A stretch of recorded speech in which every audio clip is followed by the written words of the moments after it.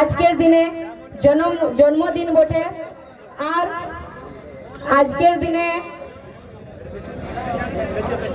আমাদের ঝাড়খণ্ডে সারহুলও বটে। তো সাথে সাথে এই বীর শহীদ রঘুনাথ মাহাতো কে সর্বপ্রথম আমি নমন করছি। আর সাথে এখানে যে তুলিন গ্রামের যে ধরতি, এই মাটিকে আমি নমন করছি।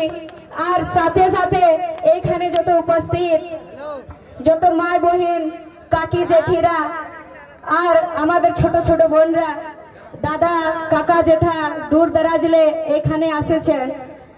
আর এই মঞ্চে উপস্থিত যে জেল ক্যাম্পের যত কেন্দ্রীয় কমিটি, আর এখানের যে পশ্চিম বাঙ্গালের প্রভারী নিবেদিতা দিদি আর রাজু দাদা, আর পশ্চিম বাঙ্গালের প্রদেশ কমিটি, জেলা কমিটি, প্রখণ্ড কমিটি, পঞ্চায়েত কমিটি, আর যত এই মঞ্চ সঞ্চালন, সবাইকে আমার একসাথে প্রণাম জোহার।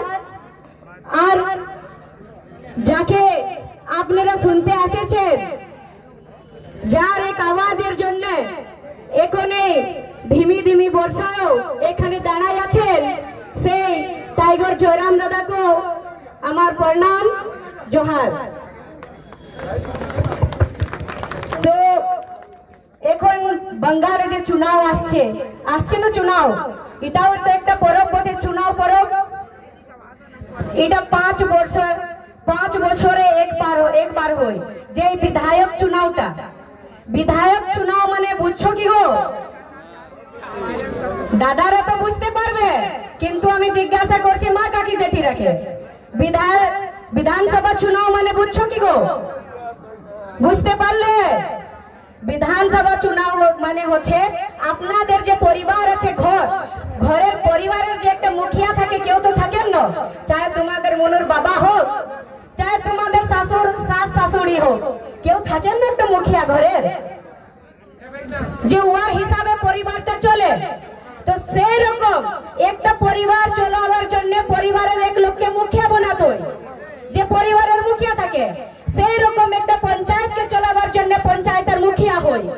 তো সেই রকম যে বিধানসভাটা হচ্ছে, সেই বিধানসভাটাকে চলাবার জন্য একটা বিধায়ক দরকার হয়। বিধায়ক দরকার হয় না কেন কি? রাজতন্ত্র দেশ বটে আমাদের, সরি লোকতন্ত্র দেশ বটে আমাদের, রাজতন্ত্র নাই। লোকতন্ত্র দেশ মানে কি হচ্ছে, যে আগে রাজতন্ত্র ছিল, রাজার বেটায় রাজা বলতো, কিন্তু এখন যে লোকতন্ত্র দেশ